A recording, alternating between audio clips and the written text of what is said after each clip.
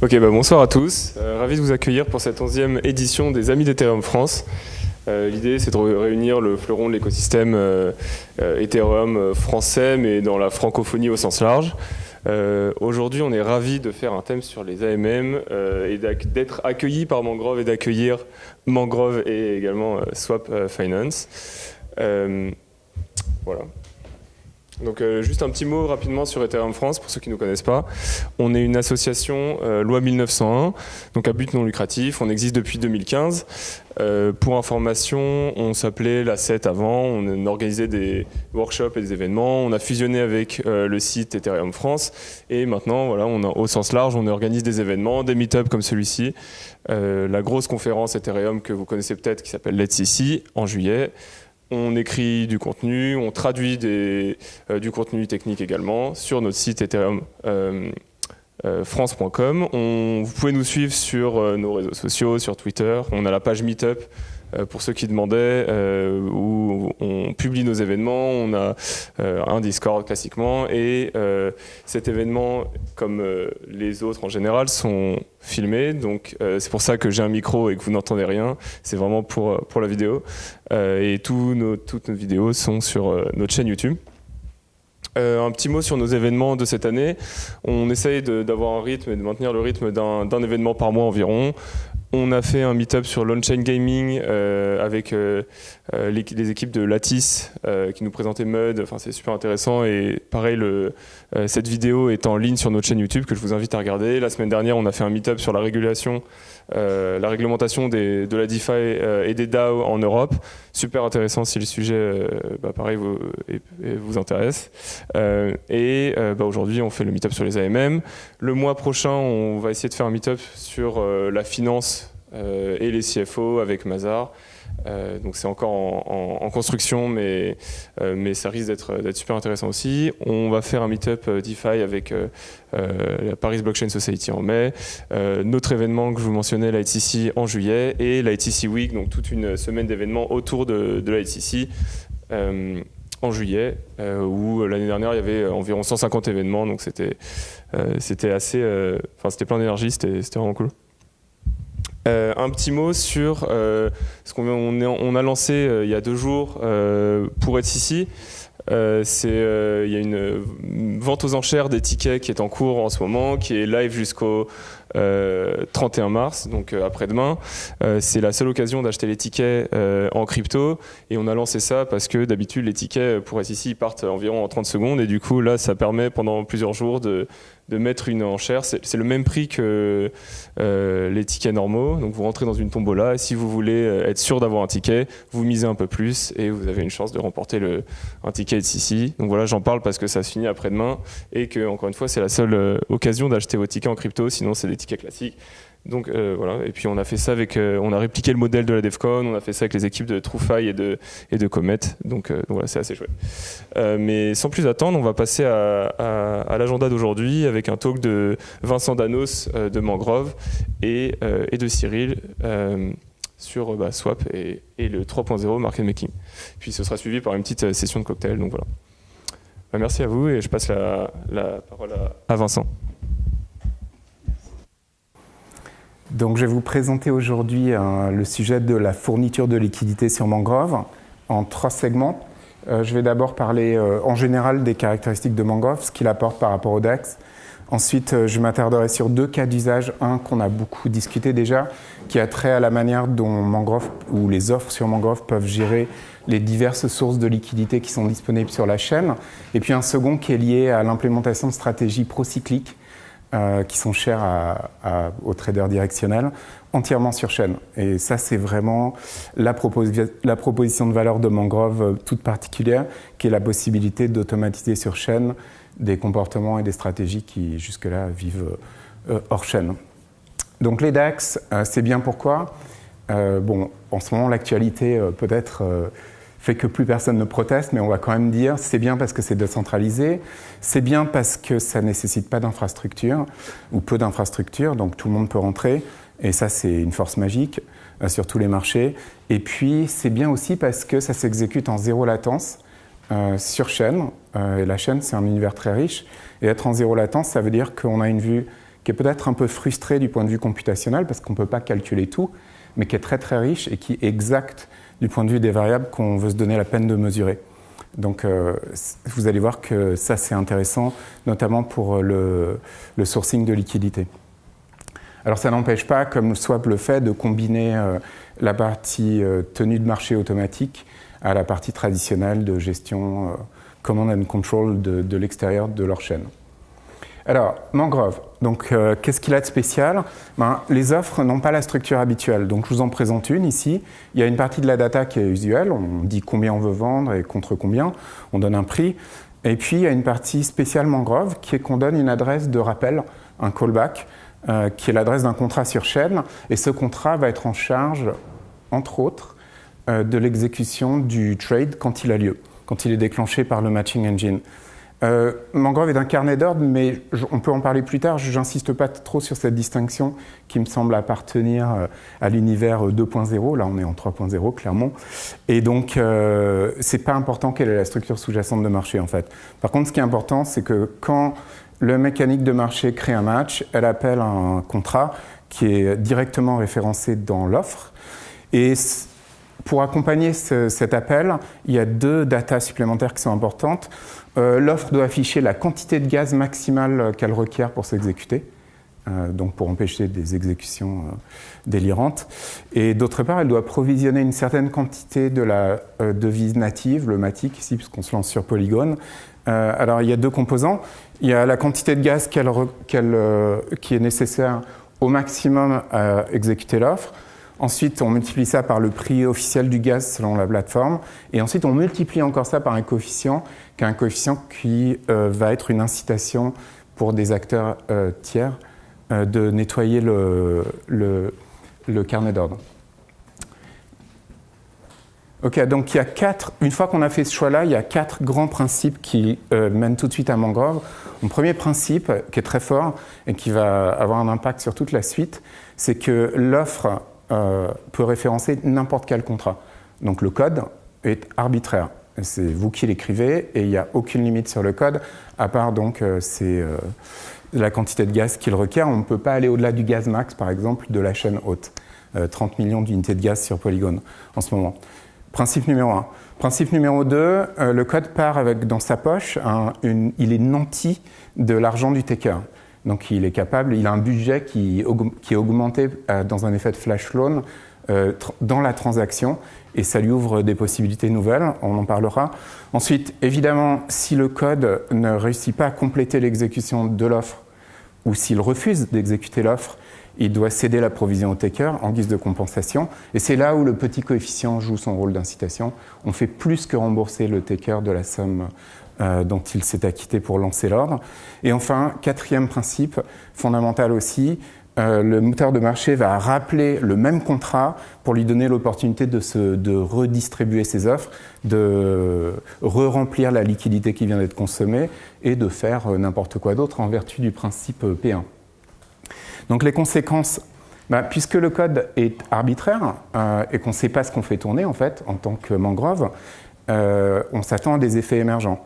C'est-à-dire qu'on peut analyser des use cases et en proposer, mais on va avoir des surprises. Les gens vont faire des choses auxquelles on ne s'attendait pas. Donc on ouvre vraiment, la bonne manière de penser à Mangrove, c'est on ouvre un nouvel espace de design. On plante des petits drapeaux dedans en disant on peut faire ci et ça, et on va en planter quelques-uns ensemble, mais essentiellement les drapeaux les plus importants sont peut-être des drapeaux qu'on n'a pas encore plantés. Donc on a une stratégie plutôt d'écosystème et de découverte conjointe des possibilités qu'on a ouvertes, mais qu'on n'épuise pas dans notre propre enquête. Une conséquence du deuxième principe, alors ça c'est plus simple, c'est qu'il y a un effet flash loan, et donc effectivement si on ouvre un market Ether par exemple, sans rien faire, on a créé un marché de flash loan sur Polygon pour l'Ether ou pour n'importe quel asset qui vous intéresse. Est-ce que c'est plutôt technologique? Est-ce que c'est vraiment un marché qui va intéresser les gens? Je ne sais pas. Mais en tout cas, il est là, il suffit d'appuyer sur un bouton. Troisième conséquence, il y a ce coefficient d'incitation à nettoyer la structure du carnet d'ordre qui est un coefficient important. Et il y a un petit piège, et donc là on entre un peu dans la complexité de l'espace de design, c'est que si on le met trop petit, ce coefficient d'incitation, ben, on incite moins, et si on le met trop haut, on incite à des attaques pour faire échouer des offres particulières et récolter le bounty qui est attaché. Donc c'est un coefficient qui semble inoffensif, il faut le manipuler prudemment. Et quatrième conséquence, puisque le code peut se republier, ou republier des intentions de trade sur le marché où il a été touché, ou sur d'autres, on a immédiatement accès à la persistance des offres. Donc on peut automatiser des tas de choses. Alors, essayons de transformer ça en use cases.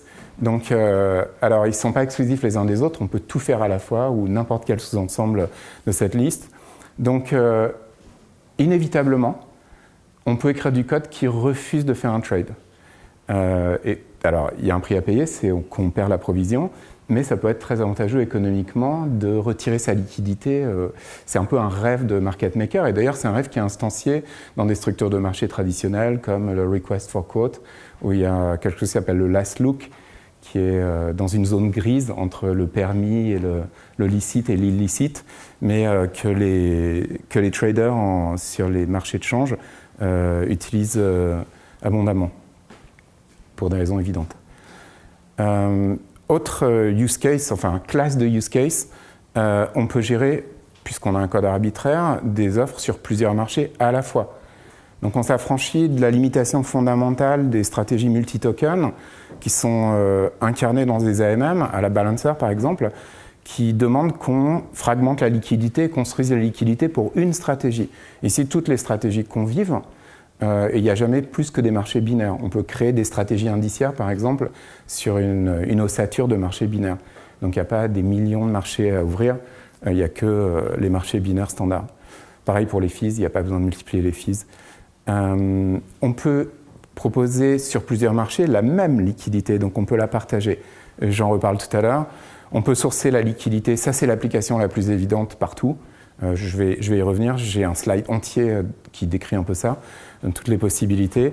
Et puis on peut gérer en fait toutes ces quantités de liquidité, en tout cas celles qui sont personnelles, de manière à les optimiser à chaque fois qu'il y a un tour dans le cycle de vie du code que la stratégie est rappelée. Donc ça a aussi des optimisations, ça mène à des optimisations amusantes. Par exemple, on peut arbitrer tout bêtement si on emprunte entre différents taux d'intérêt, ou si on prête, pareil, dynamiquement, à chaque fois qu'on se lance. Alors, donc, comme on a dit, on peut faire tout ça. C'est merveilleux. On peut aussi faire plein d'autres trucs qui ne sont pas dans cette liste, qu'on ne connaît pas, et ça, c'est un peu effrayant. Mais on n'ouvre pas un nouvel espace de design sans casser d'eux. Alors, creusons un peu. Donc, on va donner des noms à ces baquets de use case combinables. Si on peut passer, clairement, ça va nourrir des stratégies de défense de prix. Donc, typiquement, on va recouper le prix auquel on est pris avec des prix dans la défi environnante, en les mesurant. On peut aller très loin, en fait. On peut faire des choses sur chaîne que les gens ne font pas d'habitude. Et donc, on peut créer des systèmes de recoupement zéro latence et prendre une décision sur la base de ce qu'on voit des prix du voisinage. C'est très puissant. Par exemple, si on est en train de vendre, typiquement, exemple numéro 1, si je vends à un prix P et que je m'aperçois que l'AMM d'à côté, il vend à un prix supérieur, je serais bête de vendre. Je passe, j'abandonne le bounty, et si je veux, je peux même aller vendre à l'AMM puisqu'il achète et il vend au même prix, puisque c'est dans les AMM classiques en tout cas. Donc voilà, une possibilité. Je peux pass and trade.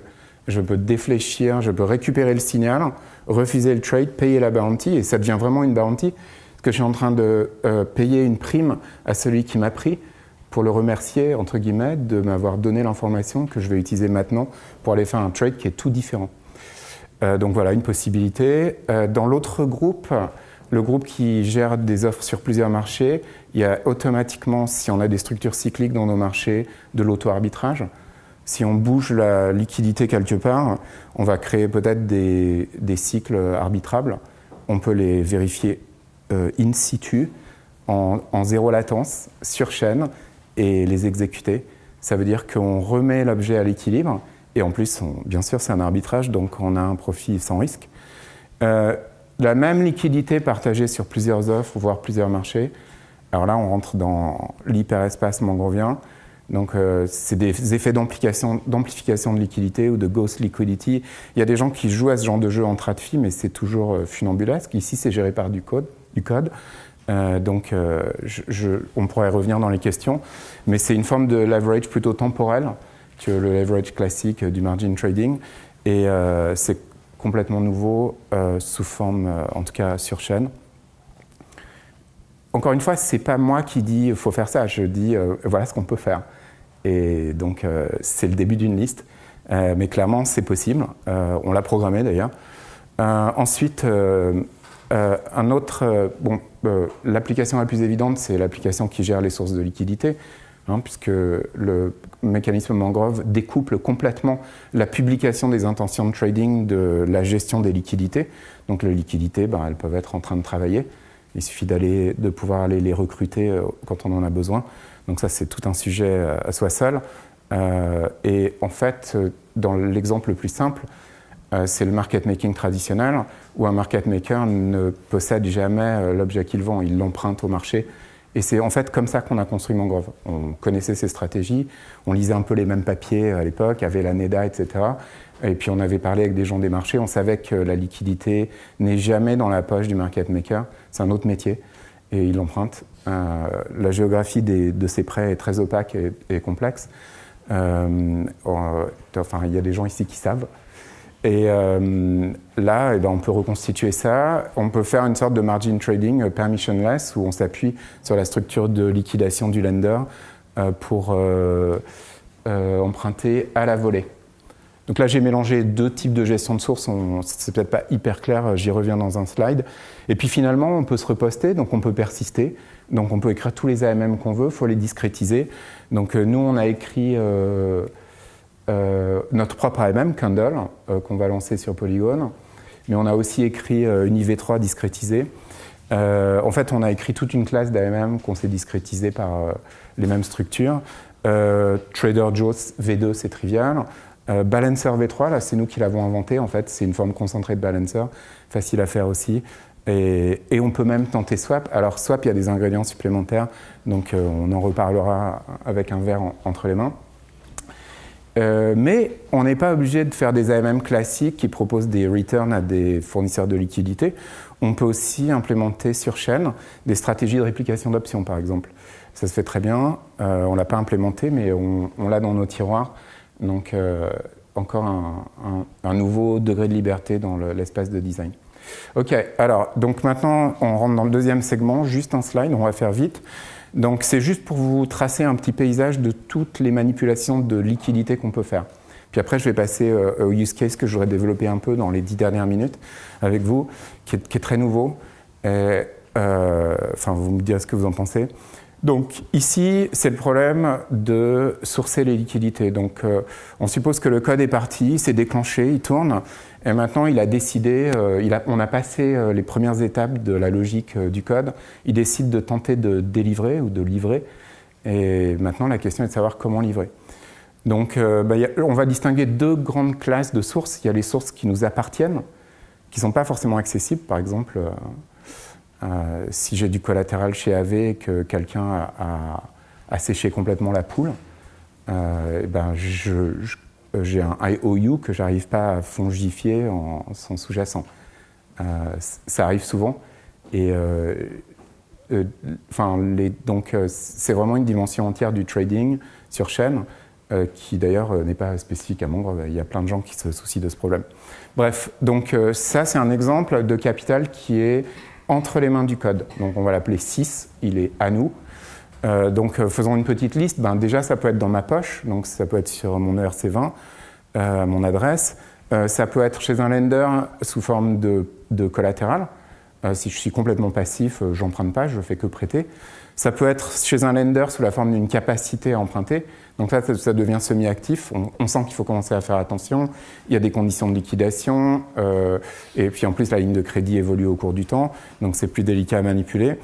Il y a des vols complètement génériques, alors passives ou pas. Si elles sont actives, c'est-à-dire si elles changent leur composition sans qu'on intervienne, il faut faire attention aussi. Ça peut être des LP tokens sur une pool uni V3 par exemple, auquel cas aussi le prix va agir sur la composition de nos avoirs. Et donc quelqu'un de malicieux ou juste l'action des prix peut faire qu'on voulait retirer de l'Ether par exemple, et il n'y en a plus parce qu'on l'a entièrement vendu. Parce que l'action de prix a dépassé la partie haute de notre range, par exemple, un exemple. Donc quand c'est actif, c'est plus compliqué. Donc en fait, ces sources qu'on possède en droit, elles sont actives ou passives, et si elles sont actives ou semi-actives, il faut les surveiller, ça fait partie de la gestion de la stratégie. Et par ailleurs, alors j'en ai pas parlé, mais c'est une longue discussion, mais elles présentent des vecteurs d'attaque très différents. Si, par exemple, curieusement, ça coûte pratiquement rien d'assécher une pool sur AV avec un flash loan, alors que tordre le prix d'un uni V3, par exemple, qui a beaucoup de liquidité, pour arriver à nous faire sortir du range et pour nous mettre en échec, ça c'est beaucoup plus coûteux. J'y reviens. Et puis l'autre source de liquidité, alors là, c'est la 4e dimension, là, il n'y a aucune raison de s'arrêter à la liquidité qu'on possède, entre guillemets. On peut aussi convertir la liquidité qu'on possède en la liquidité qu'on ne possède pas. Donc on peut swapper pendant l'exécution de la transaction. Donc j'appelle ça la liquidité trans, faut transvaser. Donc essentiellement, c'est des comportements de forwarding de liquidité, de forwarding splitting. On peut faire du split optimal sur chaîne. Et en fait, finalement, si on réfléchit et on s'abstrait du problème, on est en train de résoudre un problème généralisé de routage optimal. Alors, on ne va pas le résoudre optimalement, mais c'est un problème de routage optimal. En général, un problème convexe, et on le résout en zéro latence. Donc on le résout peut-être moins bien, mais sur des données qui sont plus précises. Et sous des contraintes budgétaires, à savoir les liquidités qu'on possède, et aussi sous des contraintes qui traduisent les objectifs de risque et de return de l'usager. Ok, donc maintenant on rentre dans l'autre use case qui va conclure cette présentation. Donc on se place dans un cadre très traditionnel. On est des traders directionnels. On a une grosse machinerie qui traite du signal et à un moment ça bip sur la console et ça écrit vert sur noir. Faut être long ETH.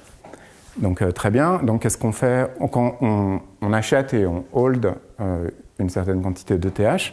Et puis typiquement, ce qu'on va faire, c'est essayer de préserver notre capital en plaçant un stop loss 2% en dessous du prix d'entrée, et puis peut-être une stratégie de sortie, un take profit 2% au-dessus du prix d'entrée, pour ne pas résider, et puis peut-être un time to leave aussi sur la stratégie, pour qu'on ne reste pas entre les deux prix une éternité. Donc le stop loss, c'est la composante qui m'intéresse ici, c'est un élément de stratégie procyclique, donc ça suit le prix. Quand le prix descend, il faut vendre. Donc procyclique, quand le prix monte, j'achète, quand le prix descend, je vends. C'est le contraire d'une stratégie de market making. Et ça, c'est par définition quelque chose qu'on ne peut pas enregistrer dans un DAX. Parce que si on essaye d'acheter, de vendre à bas prix, on va être pris tout de suite. Sauf si le prix courant est à peu près le prix auquel on essaye de vendre. Mais à ce moment-là, on peut directement exécuter l'ordre. Donc ici, le défi... alors, je vais m'abstraire un peu de savoir comment on réalise le stop loss. Ça veut dire que le stop loss, il a la syntaxe suivante. Quand le prix de l'asset que je viens de hold, donc je suis long, passe en dessous d'un certain seuil de prix, donc c'est un down crossing, je vais vendre à un prix plus faible, ou peut-être le même prix, mais plutôt un prix plus faible, qui va fixer mon slippage, donc un prix minimum P1 plus petit que le P0 auquel je suis déclenché. Je vais vendre cet asset qui me brûle les mains, parce que je veux stop loss. Et comment je vais le vendre, on ne va pas en parler. Là, je vais supposer que, par exemple, je le vends sous la forme d'un... Pour l'exemple, mais ce n'est pas du tout nécessaire, je vais supposer que je le recase comme un ordre limite sur le book mangrove sur lequel je vais implémenter cette stratégie. Mais on peut faire ce qu'on veut. Ce n'est pas important. Alors, je l'ai déjà dit, mais je vais le répéter, parce que c'est important. La partie take profit, elle ne pose aucun problème. On peut l'écrire sur le carnet d'ordre, donc sur la structure de marché, parce qu'elle propose de vendre à un prix qui est au-dessus du prix courant, donc personne n'est intéressé. Par contre, la partie stop loss, il faut inventer quelque chose d'autre. Elle est secrète, on ne peut pas la montrer. Il faut la confier à un tiers, qui peut être Binance, et qui promet de l'exécuter quand il détectera lui-même le downcrossing. Alors, petite remarque, toutes ces structures sont itérables. Donc le stop loss, il peut être lui-même déposé, et son déclencheur déposé par un autre stop loss. On peut enchasser ces techniques ces couples take profit stop loss, et c'est des choses que je vois faire chez les traders assez souvent. Il n'y a aucune contrainte de ce côté-là, on peut les implémenter tout pareil. Ok, donc l'idée c'est quoi? On ne peut pas déposer notre offre de vente tout de suite. Donc ce qu'on va faire, c'est qu'on va mettre une offre d'achat, ce qui est un peu contre-intuitif, de l'autre côté du book. Donc ça, je peux. Je ne peux pas vendre à un prix très bas maintenant, mais je peux très bien tenter d'acheter à un prix ridicule. Là, il ne va rien se passer. Donc je fais ça. Je dépose un bid. Alors il est petit en volume et il est petit en prix. Donc il n'est pas pris, il est très en dessous du prix courant. Et il est petit en volume parce que ce qui m'intéresse, ce n'est pas d'acheter du volume.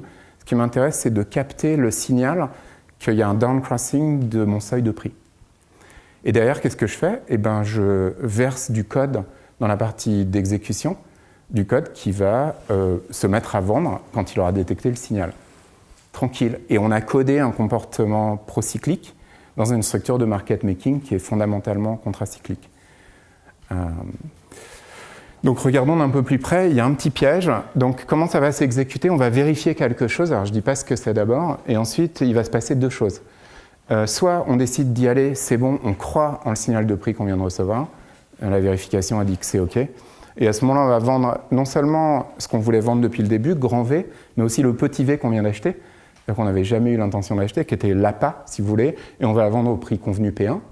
Et si le prédicat de vérification dit que non, en fait, le signal, on n'y croit pas, à ce moment-là, qu'est-ce qu'on fait? On fait quand même le trade, parce que si on n'y croit pas, ça veut dire que le prix est plus haut que le prix de déclenchement P0. Ça veut dire qu'on est en train de faire une bonne affaire, on est en train d'acheter à pas cher. Donc on va acheter, et derrière, on va sell back V auprès de la source où on a identifié que le prix était élevé. On enclenche l'arbitrage, on récupère sans risque le produit de l'arbitrage. Alors, aucun joueur rationnel ne prendra ça, à moins que ce soit un attaquant, j'en reparle dans une seconde. Et puis, on réarme le senseur, donc on le remet en place. Au moment de, vous vous souvenez, le principe 4, on peut reposter nos offres. Et donc, le price sensor fait de l'argent, enfin, s'il y a des joueurs naïfs, mais sinon, il reste chez lui jusqu'à ce qu'il se déclenche pour de bon et qu'il déclenche le stop loss.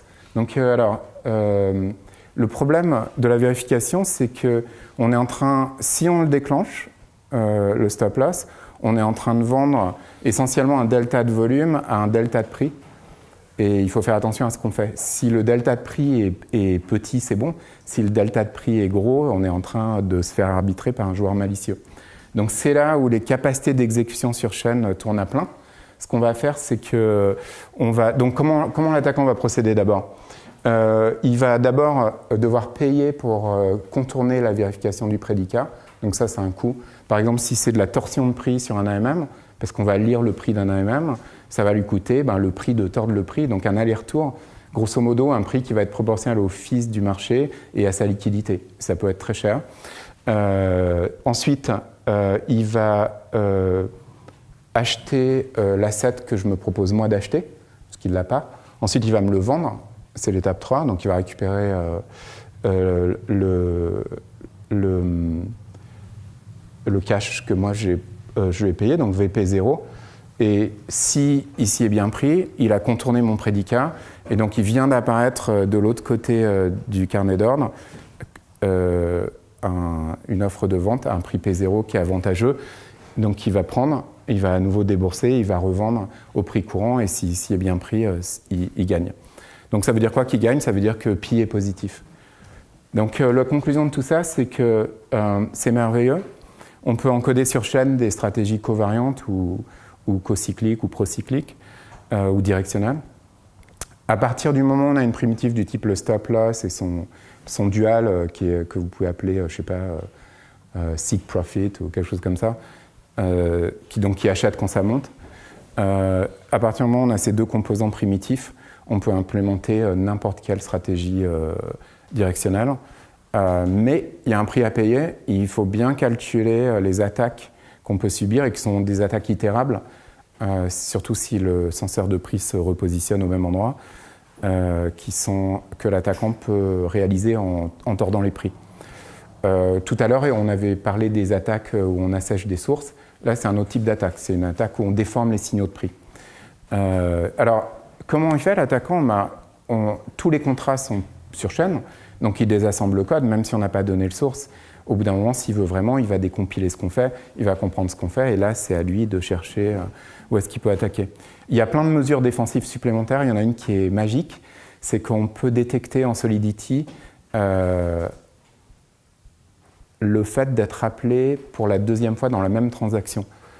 Et dans cette attaque, c'est important pour l'attaquant de nous sandwich, c'est-à-dire juste après avoir mangé la part, il doit avoir déclenché le truc qu'il cherche à consommer et il doit retaper une deuxième fois dans le même contrat, puisque c'est la même adresse de callback qui va gérer les deux offres. Et l'adresse de callback, elle peut gérer le fait qu'elle est rappelée. Alors, la manière dont on fait ça, je vous en parlerai après, mais c'est très amusant. Donc, il y a plusieurs couches de défense, mais en tout cas, le message, c'est qu'il faut faire attention. Et c'est typique, je vous ai donné que cet exemple ce soir, c'est typique de l'espace de design de Mangrove.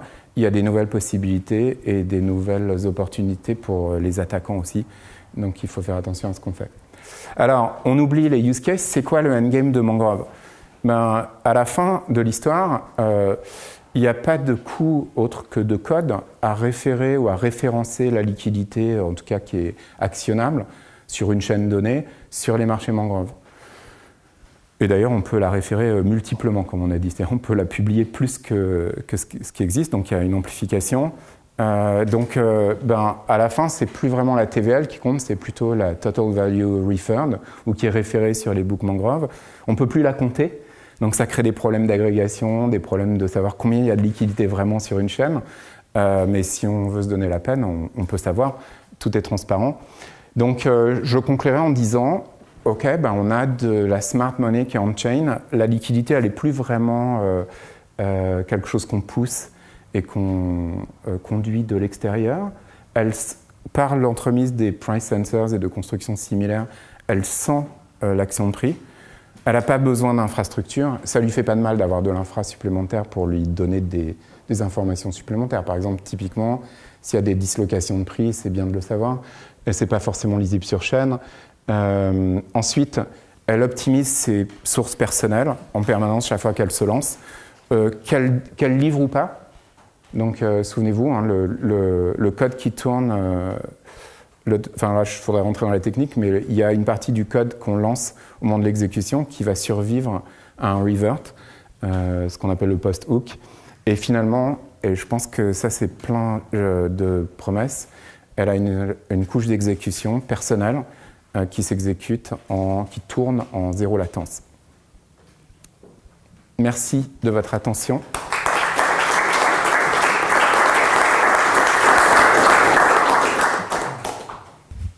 Je reviens juste sur les attaques. Donc, en fait, ce serait une attaque de flashbot, en fait, où la data qui va réveiller votre contrat, le mec, il peut la choper, faire une simulation avant, voir que vous allez faire un achat. Donc, lui, il achète juste pour monter le prix, il trouve le seuil parce qu'il fait de la simulation. Et après, il revend à la fin, c'est ça? Ouais. Alors, si tu le fais en flashbot, tu seras le premier, si tu gagnes le concours flashbot.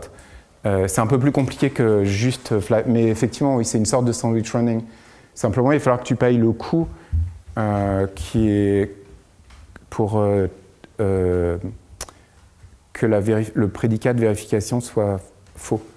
Et ça, c'est un coût. Donc, typiquement, le prédicat de vérification, c'est va lire le TWAP d'Uniswap V3 sur un marché parallèle. Et est-ce qu'il ressemble au prix auquel tu es en train de t'exécuter? Ah oui, d'accord. Il y a le prix qui est dans la requête, donc il ne peut pas trop non plus modifier. Alors, l'offre, elle sait à quel prix elle s'exécute, c'est P0. Maintenant, si celui qui essaye de me déclencher, il me déclenche dans un environnement où c'est facile pour moi de m'apercevoir que le prix courant, c'est 2 fois P0, je vais faire tourner cette partie du code, qui est la partie où c'est moi qui gagne. Ouais. Par contre, s'il a beaucoup de moyens et qu'il peut déformer toutes mes sources d'informations, en droit en tout cas, ça lui coûte peut-être trop pour que ce soit raisonnable économiquement, mais là, il peut me faire échouer. Et c'est un peu comme dans Mission Impossible, il est arrivé à construire un univers autour de moi, un contexte d'exécution où toutes mes vérifications sont en fait invalides parce qu'il a manipulé tous les oracles, grosso modo, que moi je manipule. Cette situation n'est pas nouvelle en défi, hein. Il y a beaucoup de hacks, mais là, c'est la normalité. Donc, quand on se défend avec des prix publics sur chaîne, il faut faire attention. Ok, très bien, merci. C'est une équation économique, il faut l'écrire et il faut la gérer dynamiquement. Donc, parce que ces conditions, l'équation dépend du prix courant. Donc, en gros, on va être dans des tranches. Si on écarte trop, par exemple, le censeur de prix du prix courant, on prend des risques. Donc, c'est ça qu'il faut gérer. Il y a une autre variable dans cette équation qui est le niveau de récompense qu'on peut espérer en faisant fail une offer. Mais là, il y a une attaque franche qui est juste de tordre les prix et d'induire... c'est comme un sandwich running, sauf que dans un sandwich running, on est tapis dans l'ombre, on attend la transaction victime, le swap victime. Là, c'est encore mieux parce qu'on peut le déclencher. En fait, on peut sandwich run un truc qu'on déclenche soi-même. Donc, il faut le rendre robuste. Oui, parce que la requête qui va réveiller le contrat, elle n'est pas forcément... La requête qui va réveiller votre contrat pour potentiellement l'attaquer et le faire fail, elle n'est pas forcément signée par quelqu'un, donc ça peut être n'importe qui l'appelle vraiment, sans que la data soit... Oui, n'importe qui peut aller taper dans le censeur de prix. Et s'il a manipulé l'environnement de la vérification... Je veux dire, il n'y a même pas une payload qui est signée avec une signature ou quoi que ce soit. C'est vraiment juste, juste de la data. Et c'est smart contract. Ok, super. Merci beaucoup.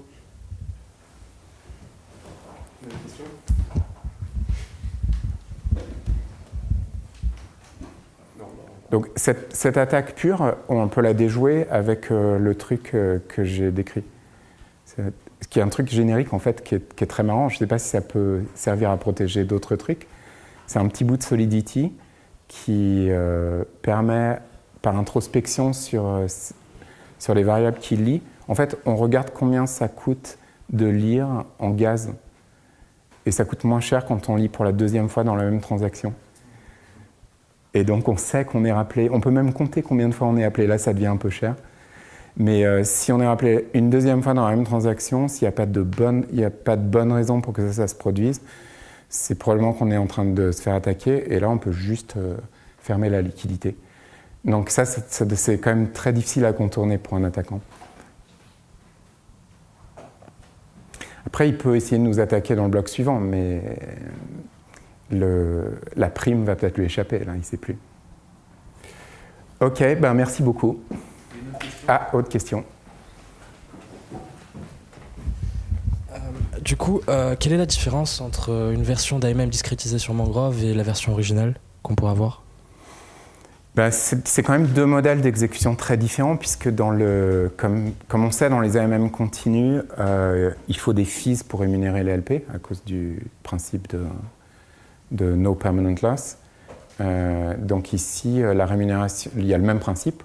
Enfin, pour les AMM qu'on a construits, ils fonctionnent, ils sont ce qu'on appelle aussi indépendants du chemin ou path independent aussi. Donc c'est la garantie que quand le prix boucle sur le prix d'entrée, on n'a pas perdu. Et en fait, en pratique, on a gagné. Mais la source, ce qui joue le rôle de fees, c'est marrant de le dire dans ce sens-là, parce que normalement, c'est le monde à l'envers. On crée des fees parce que les structures d'AMM sont continues, alors que dans ce type de structure discrétisée qui est hébergée sur le carnet d'ordre Mangrove, les revenus sont basés sur ce qu'on appelle les spreads, donc les écarts entre le prix auquel on achète et le prix auquel on revend, essentiellement. Et du coup, les deux sources de bénéfices sont difficiles à comparer. Après, il y a des manières de discrétiser suffisamment finement pour que le PNL de stratégie discrétisée commence à ressembler au PNL d'AMM continu. Ok, merci. Une autre question ?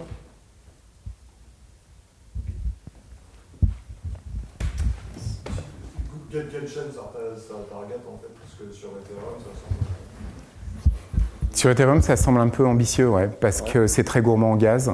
Donc là, on rentre sur Polygon. En fait, c'est plutôt un objet... Des sandbox en amont, et puis ouais. cette histoire de Bon. Oui, donc ces stratégies ne sont pas sensibles au MIV. Par contre, les takers le seront. Ils pourront être attaqués. La contrainte qui borne la créativité de ce code sur chaîne, c'est d'abord la taille en gaz et le coût du gaz.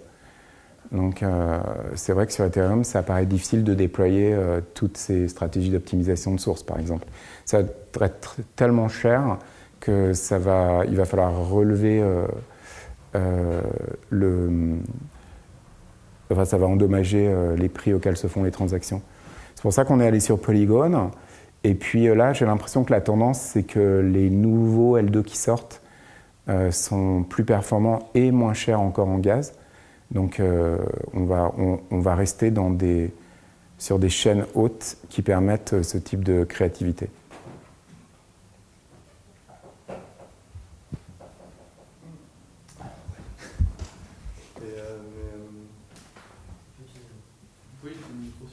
Ouais, je réfléchis déjà. Sur MIV en particulier, on n'a pas de réponse particulière. On se comporte comme n'importe quel marché. Donc là, il faut... en fait, quand on a cherché à lever des fonds la première fois, c'était dans les têtes de tout le monde. Tous les investisseurs auxquels on parlait disaient « mais c'est merveilleux, votre idée, mais ça ne peut pas exister dans un univers où le gaz est cher ». La deuxième fois qu'on a levé des fonds, plus personne ne disait ça. Mais maintenant, ils parlaient de MIV. Je pense que la troisième fois, plus personne ne parlera de MIV parce que l'écosystème Ethereum aura résolu ses problèmes avec des mempools cryptés, des preuves ZK. Il faut juste, si on veut faire quelque chose d'innovant, il faut attaquer le futur avec un angle. Il ne faut pas attendre que ce soit possible pour le faire. Il faut le faire avant que ce soit possible. J'ai effrayé personne, j'espère.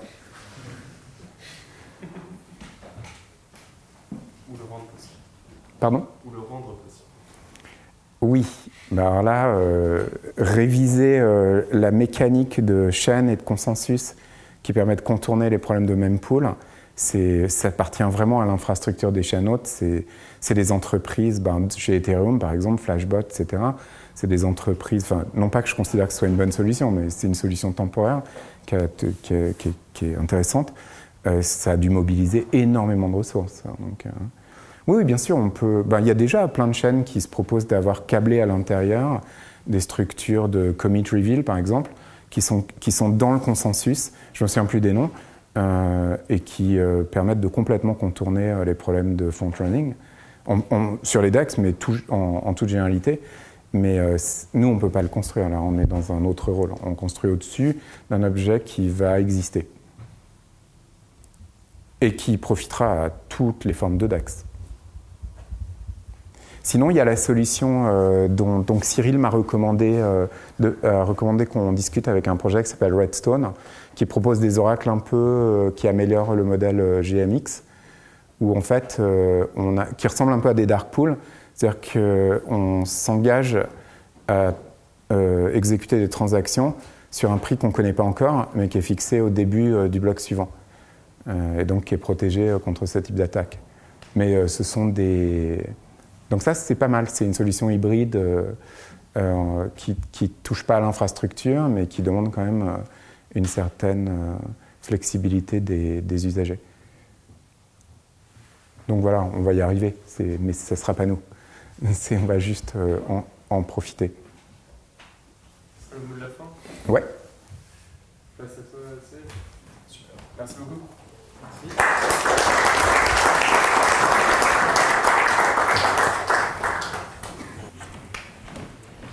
Ok, super. Bonjour à tous. Ravi d'être ici ce soir. Donc moi, je suis Cyril Pastour, je suis le cofondateur de Swap. Et donc nous, ce qu'on fait chez Swap, c'est du market making 3.0. En fait, nous, notre vision, c'est que la DeFi, on pense que ça doit devenir la nouvelle infrastructure du système financier, parce qu'on considère que c'est plus juste, que c'est plus efficient grâce à l'interopérabilité, la transparence, la sécurité. Et notre contribution dans tout ça, c'est de permettre à n'importe quel type d'investisseur, qu'il soit un individuel, un institutionnel ou un protocole, de bénéficier de stratégies de market making qui soient passives et profitable. Alors pourquoi est-ce qu'on a choisi ce sujet du market making?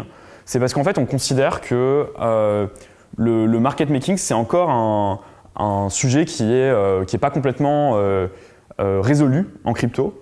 En fait d'un côté on a deux types d'acteurs principalement. On a des acteurs qui sont des market makers traditionnels. Donc les exemples de ça peut être Wintermute, Jump, Trading par exemple. Et en fait ces acteurs, il y a plusieurs problèmes.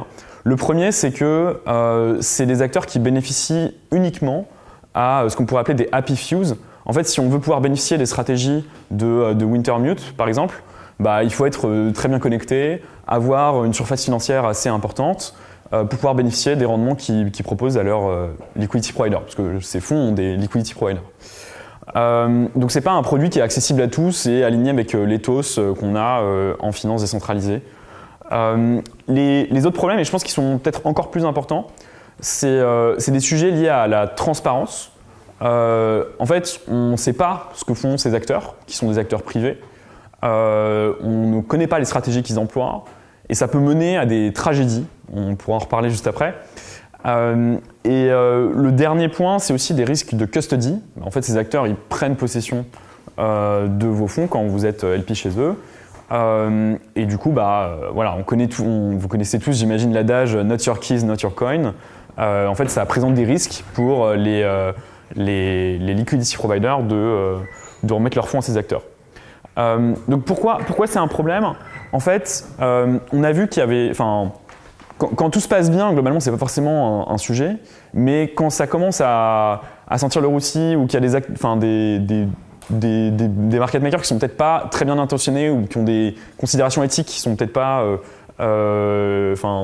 très bonnes, ça mène à des tragédies à la fois dans le monde traditionnel de la finance. Donc je pense qu'il y a quelqu'un que vous connaissez tous. Surtout en ce moment parce qu'il y a un documentaire sur Netflix sur lui qui s'appelle Bernard Madoff qui en fait promettait des rendements globalement qui étaient de l'ordre de 12% par an à CLP. Et en fait un des problèmes c'est que c'était un Ponzi, il n'y avait pas de transparence sur ces stratégies. Il n'y avait personne qui pouvait vérifier qu'en fait il avait bien réussi à faire ce yield en prenant un niveau de risque qui était celui qui communiquait à CLP.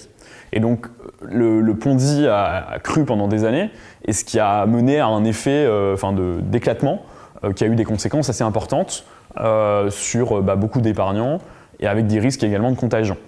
Et évidemment, ça on l'a tous constaté en 2022 en crypto. On a plusieurs exemples de ça, qui sont exactement la même chose. Three Arrows Capital, par exemple, qui était un fonds de market making qui se targuait d'avoir des retours exceptionnels et qui en fait empruntait de l'argent sur toute la place, qui en fait avait des stratégies qui étaient juste des stratégies degen, c'est-à-dire qu'en fait ils prenaient du leverage sur des assets crypto traditionnels, et le tout sans le dire à leur LP. Donc évidemment quand ça fonctionne, quand on est en bull market, c'est des stratégies qui marchent très bien, mais dès que le marché se retourne, c'est pas résilient et ça mène à des phénomènes d'éclatement, quoi. Et puis l'exemple évidemment que tout le monde connaît, c'est FTX. Là aussi on a un problème de transparence sur les stratégies qui sont employées par Alameda, avec des sujets aussi de se servir dans les comptes des utilisateurs, des problèmes aussi de custody. En fait, ce qu'on voit par exemple avec Alameda, c'est qu'il y avait beaucoup de projets de protocoles qui avaient Alameda comme market maker, et qui du coup avaient une partie de leur token supply qui était déposée chez Alameda. Du coup avec la faillite de FTX et de Alameda, aujourd'hui ces protocoles sont coincés dans la mesure où ces tokens en fait ils sont saisis par le liquidateur américain, et ça va mettre des années avant qu'ils puissent récupérer cette partie de leur supply. Donc là encore on voit que le problème de custody c'est un vrai sujet. Donc voilà. Donc ça c'est le premier sujet, c'est pourquoi les problèmes associés aux market makers traditionnels qu'on retrouve à la fois en finance traditionnelle et puis en finance centralisée, en crypto. L'autre problème, en fait, c'est celui des automated market makers. Alors, les automated market makers ont plein de vertus. Ils permettent notamment de résoudre les problèmes que j'ai cités. Ils ajoutent encore d'autres choses qui sont hyper intéressantes. La composabilité, par exemple, au sein de l'écosystème DeFi. Ils permettent aussi en fait, de rendre liquides des tokens qui ne seraient pas liquides en finance centralisée.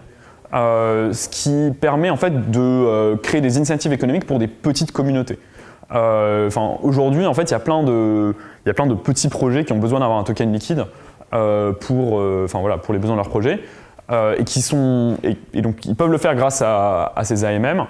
Ils ne pourraient pas être listés sur des échanges centralisés pour des raisons légales, de listing fees, de frais, donc ces AMM ont permis ça.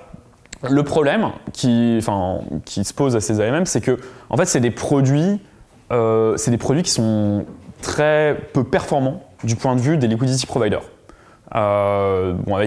J'imagine que si vous êtes des LP sur les AMM, vous avez tous expérimenté ce qu'on appelle l'impermanent loss. En fait, il y a pas mal d'études, et nous on a aussi fait ce travail chez Swap, qui montrent que en fait, quand on y réfléchit, les AMM c'est pas vraiment des produits d'investissement d'un point de vue d'un LP, c'est plutôt des produits de casino. Alors pourquoi des produits de casino? Parce qu'en fait, quand on regarde la structure des rendements pour un LP sur un AMM, en l'absence d'incentive de la part de l'AMM, c'est exactement pareil que ceux de la roulette. C'est-à-dire que globalement, on a une espérance de gain qui est négative, qui est pas excessivement négative, mais qui est négative, avec une volatilité qui est très forte. Donc dit autrement, vous avez des chances assez importantes de gagner beaucoup d'argent, mais vous avez encore plus de chances d'en perdre. Donc vous êtes au casino, et le casino, c'est les arbitrageurs. Voilà. Donc nous, ce qu'on cherche à faire chez Swap, en fait, c'est un market maker, un AMM, qui combine à la fois les vertus des AMM traditionnels, composabilité, transparence, non-custodial, démocratisation, donc il s'inscrit vraiment dans l'éthos de la DeFi, mais avec des performances qui sont des performances d'un produit d'investissement. Alors, pour ça, on a lancé il y a 9 mois un premier produit, Swap V1, qui en fait on pourrait qualifier d'une stratégie dite low risk, low return. C'est un produit qui a été lancé il y a 9 mois sur Polygon. Donc c'est un produit qui qui montre déjà qu'il est possible de faire du market making on-chain automatisé avec des performances positives. Donc concrètement, on a à peu près 2 millions de TVL, un peu plus de 2000 liquidity providers. On a à peu près 0,1% d'impermanent loss sur une pool. On a juste une pool pour l'instant qui est une pool BTC, Ether, USDC sur Polygon, avec un rendement net. Donc quand je dis net, c'est vraiment ce que vous avez dans votre poche. Ce n'est pas les APY que vous voyez sur les protocoles, qui sont des métriques assez biaisées et qui ne prennent pas en compte la totalité des coûts qui sont, que les LP auxquels les LP font face sur ces produits. Donc un net yield qui est autour de 1,75%. Et avec une volatilité en fait, donc la volatilité c'est la meilleure mesure du risque, qui est 10 fois inférieure à celle des AMM traditionnels. Alors comment on fait ça? En fait, un des principaux problèmes des AMM traditionnels, c'est qu'ils violent un peu 2 lois très importantes de la finance quand on veut faire des retours sur les marchés financiers. Alors je ne sais pas si vous aimez les films Wall Street.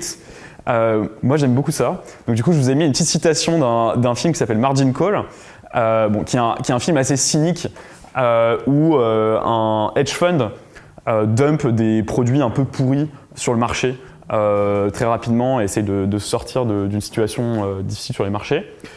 Il y a une phrase, je trouve, qui est assez intéressante, qui est prononcée par le gérant de ce hedge fund, qui dit il y a 3 façons de faire des retours sur les marchés financiers. Soit être le premier, soit être le plus intelligent, ou soit tricher. Et en fait, donc, être le premier en DeFi, c'est ce qu'on appelle la MEV. C'est savoir se positionner en premier dans le bloc pour pouvoir profiter d'un avantage sur les autres participants du marché. Être le plus smart, en fait, le problème auquel font face les AMM aujourd'hui, de notre point de vue, c'est qu'ils n'utilisent pas les maths qui sont les plus adaptés au use case du market making. Les AMM, ils utilisent une formule qui s'appelle la Constant Product Formula, XY égale K, qui est très élégante et qui permet de de lister des assets pour lesquels il n'y a aucune information de prix, mais qui n'est pas du tout adapté à des assets liquides pour lesquels il y a un prix de marché sur... et donc nous, ce qu'on fait chez Swap, c'est que, en fait, ce qu'on croit, c'est que la DeFi change énormément de choses d'un point de vue de l'infrastructure, des valeurs, de l'interopérabilité. Mais ce qu'elle ne change pas, ce sont les maths derrière les produits financiers.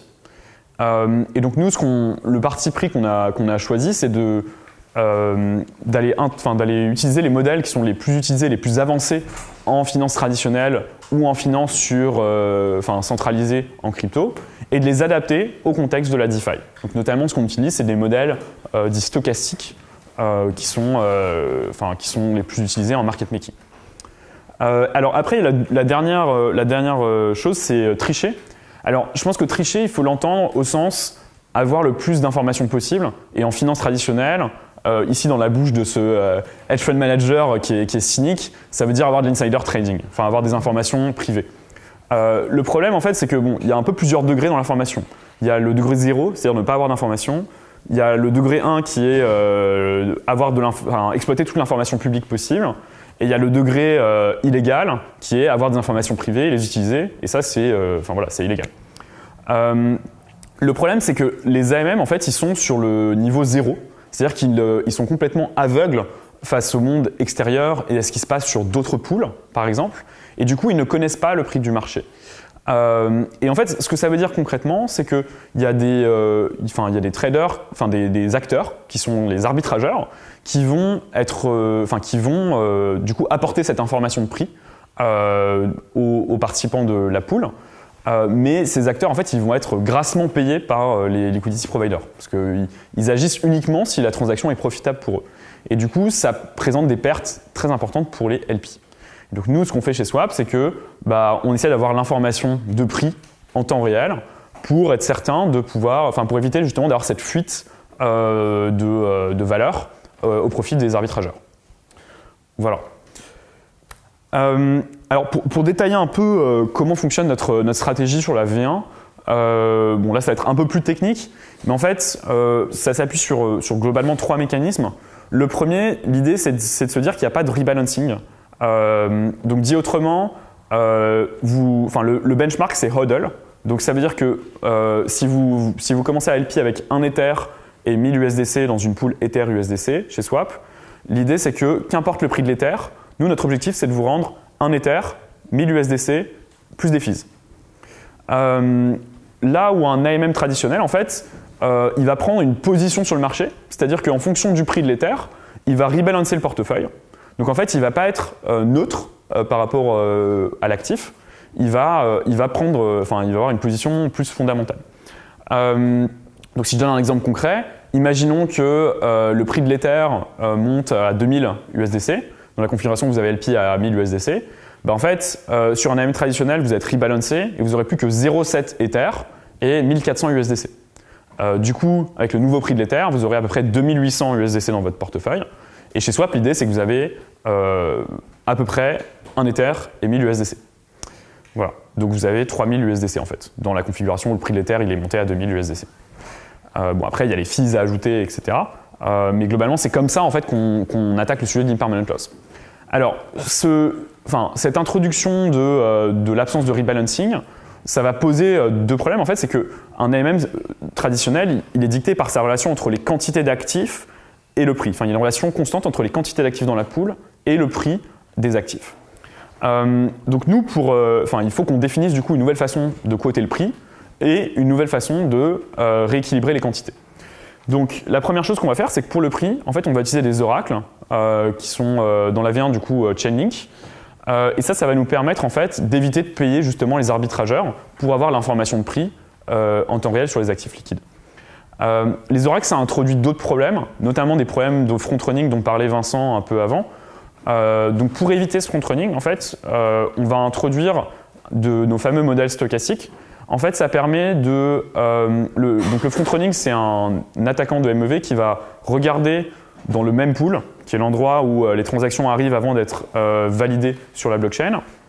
Et il va vouloir se positionner entre 2 updates de l'oracle pour profiter de l'information d'oracle, de l'update de l'oracle. plus la variation entre 2 updates d'Oracle est importante, plus l'exploit possible est important.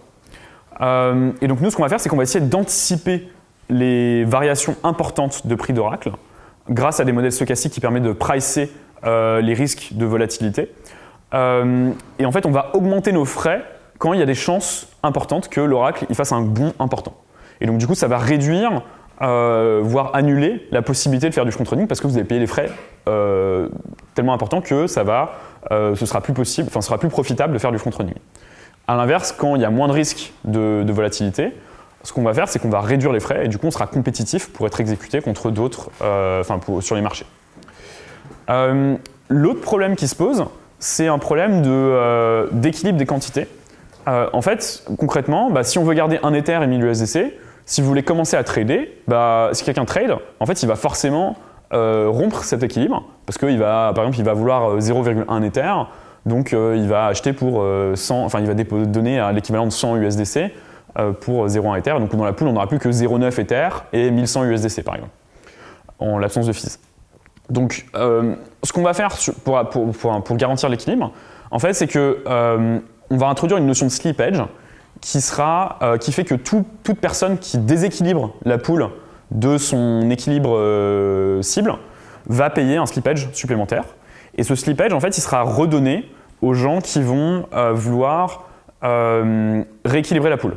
C'est-à-dire que si la pool est donc dit autrement, si la pool est équilibrée et que vous la déséquilibrez, vous allez payer plus cher.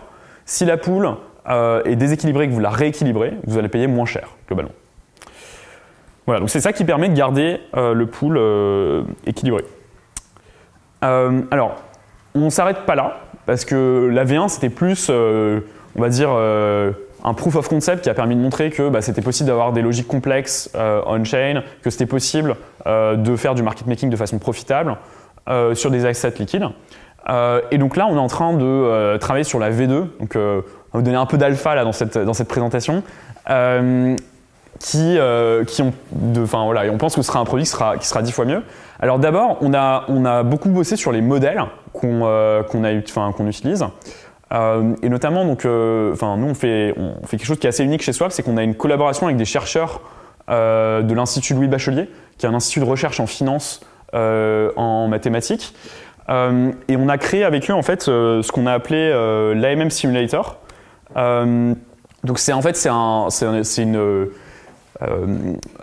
espèce de simulateur qui permet de tester différentes stratégies d'AMM dans des milliers de conditions de marché. En fait, le problème quand on veut tester une stratégie, c'est que même si on la teste dans des conditions réelles, en fait, dans la réalité, il se passe finalement assez peu de scénarios. Ce que je veux dire par là, c'est que un événement extrême a une chance très faible de se produire.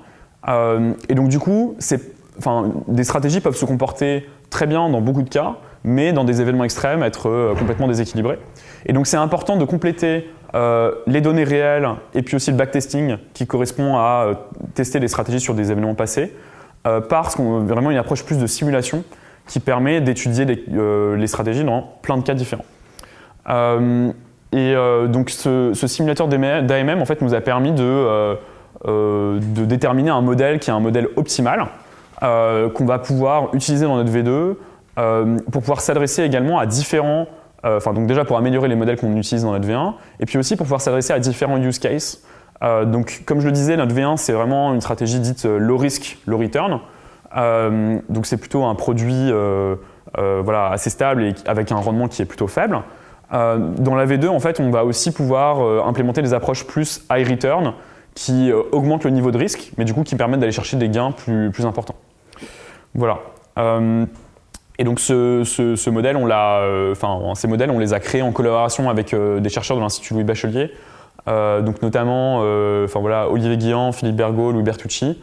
Olivier Guéant et Philippe Bergaud, ce sont des chercheurs en market making en finance traditionnelle. Et pour nous, c'était important de pouvoir combiner cette expertise et bâtir sur ce qui s'est passé aussi dans la finance à côté, d'un point de vue mathématique. Voilà. Et puis après, on a Louis qui est plus axé sur la partie DeFi et puis blockchain.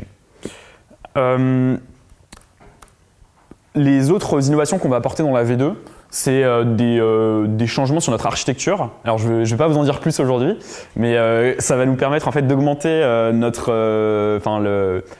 des points qui est critique pour nous, c'est ce qu'on appelle la data latency. En fait, c'est à quelle vitesse est-ce qu'on peut avoir l'information de prix sur les autres échanges.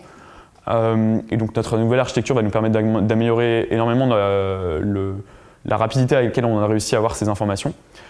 Et du coup, ça va nous permettre aussi de market maker beaucoup plus de tokens. Parce que justement, on est limité par la rapidité d'accès à l'information. Donc voilà, donc on est super enthousiaste à l'idée de pouvoir release la V2 prochainement. Et du coup, dans ce cadre-là, on vous propose de pouvoir accéder à notre whitelist. Donc on va se lancer d'ici quelques mois. Et puis on lance un programme de whitelist qui vous permet en fait de LP avant les autres dans le cadre du lancement, et puis d'avoir accès à des bénéfices exclusifs. Voilà. Je ne sais pas si vous avez des questions.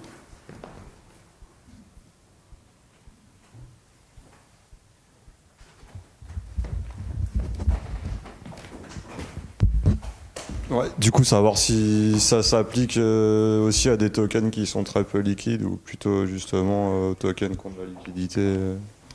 Alors, ouais, nous, on reste focalisé sur des tokens plutôt liquides. Et d'ailleurs, en fait, pour un market maker, ça représente un vrai challenge de market maker des tokens non liquides.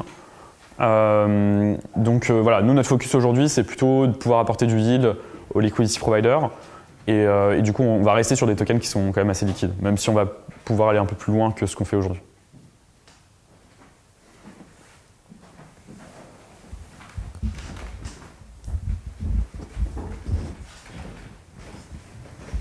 Merci. J'ai des questions concernant vos simulations.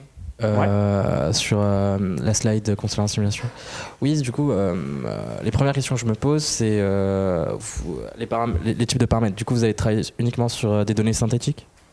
Et également, la deuxième question que j'ai, c'est selon quels critères vous faites vos simulations. J'aimerais bien avoir plus de détails. Alors, si tu veux plus de détails, vraiment aller dans la profondeur, on a publié un papier de recherche en décembre. Qui récapitule tout ça, et donc tu vas pouvoir vraiment rentrer dans le détail, mais si je peux un peu préciser, en gros, en fait, on prend une paire qui est l'équivalent d'une paire Ether USDC en termes de volatilité, et on simule plein de comportements de prix, en fait. Et après, on fait des hypothèses, donc à la fois sur le comportement de ce prix, et aussi ce qu'on appelle l'évolution de la demande. En fait, ce qu'on appelle la demande, c'est à quel point est-ce que les traders veulent trader, et comment est-ce que cette demande de trading elle évolue en fonction du prix de ces assets et de la marge que va prendre le market maker sur le prix des assets. Je ne sais pas si je suis clair. Du coup, en fait, on va lancer. En fait, ce qu'on va faire, c'est qu'on va simuler. On a simulé sur à peu près, je crois que c'est 1000 conditions de marché différentes. Plusieurs stratégies. Donc, on a simulé par exemple des stratégies Uniswap V2, des stratégies curve, du coup sur des assets liquides, par contre, enfin volatiles, pardon, pas sur des paires stablecoin. Notre modèle efficient qu'on a construit, et puis aussi notre V1.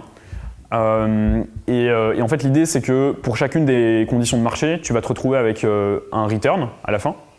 Et en fait, l'idée, c'est de positionner chacune des stratégies sur une matrice entre le return et la variabilité de ce return. Avec l'idée, évidemment, que plus le return il est variable, moins bien c'est, parce que ça veut dire que tu augmentes ton risque. Puis plus le return il est élevé, mieux c'est évidemment. Je sais pas si. Ok, très clair, merci.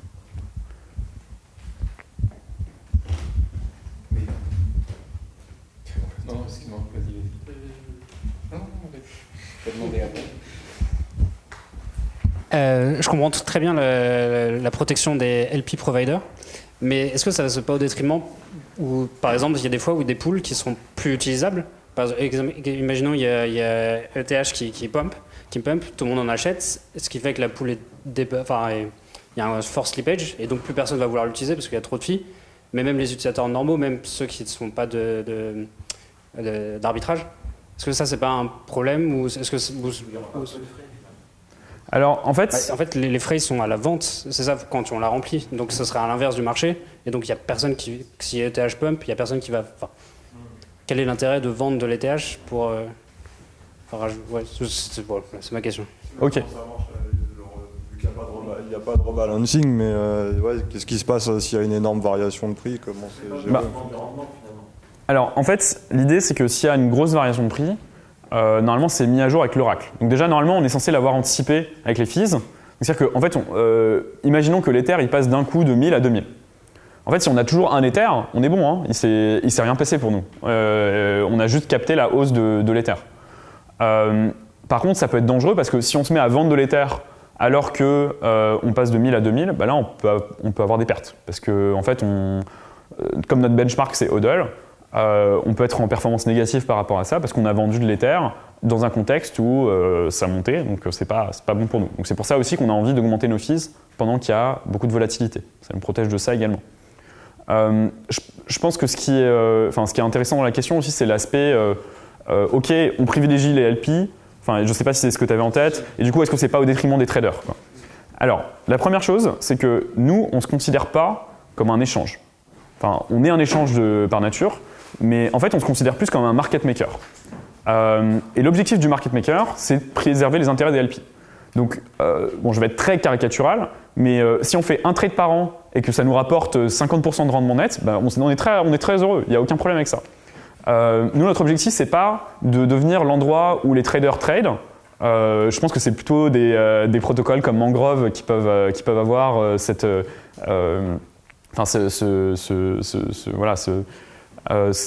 proposition de valeur. Nous, notre objectif, c'est juste d'être un acteur sur différentes places de marché où il y a des trades qui se font, comme Mangrove du coup, et puis de pouvoir donner des services aux liquidity providers, du yield ou de la liquidité sur leur token.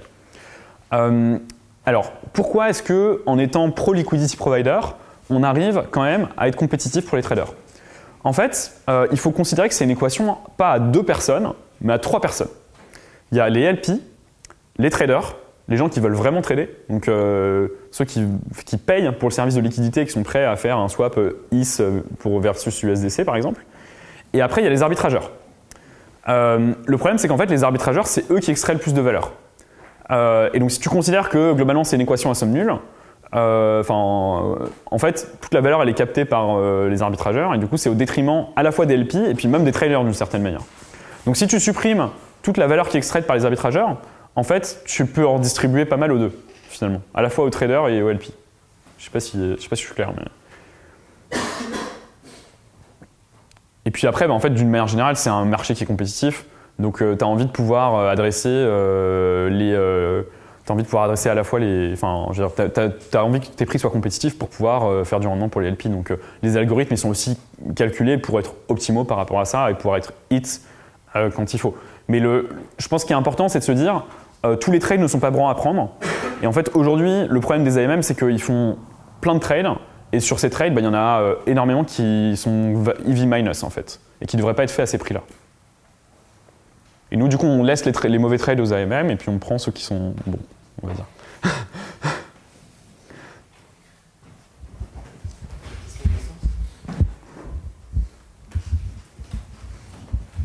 Oui.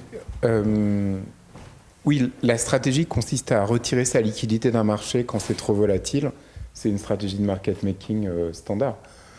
Et tu peux pas trade. Donc c'est un comportement conservatoire du côté de la valeur du market maker.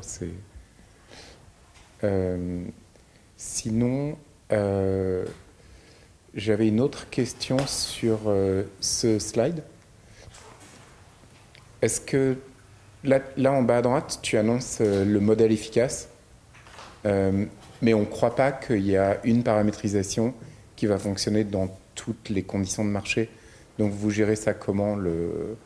C'est un modèle avec un contrôle qui est capable de reconnaître des patterns de marché et d'ajuster son comportement?